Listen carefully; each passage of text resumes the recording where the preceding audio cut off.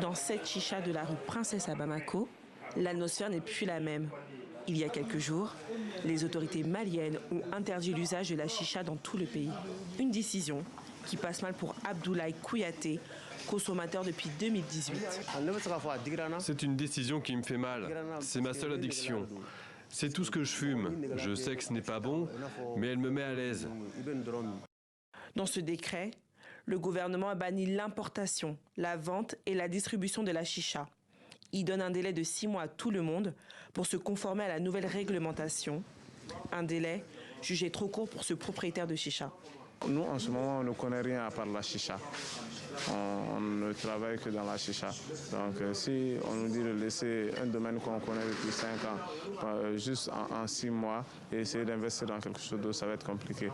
Depuis la publication de cette nouvelle mesure, les propriétaires de chicha dénoncent d'ores et déjà des contrôles par les forces de l'ordre.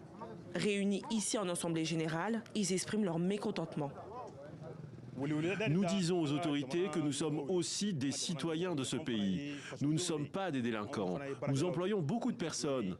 Ce médecin a mené une étude lors de la journée sans tabac en mai dernier.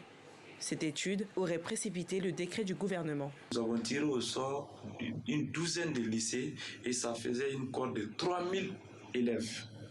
Et parmi ces 3000 élèves, nous avons remarqué qu'il y avait 71% qui utilisaient la chicha.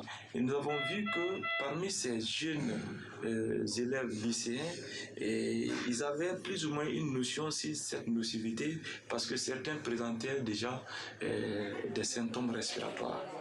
Les composants de la chicha sont cancérigènes et provoquent la dépendance des consommateurs.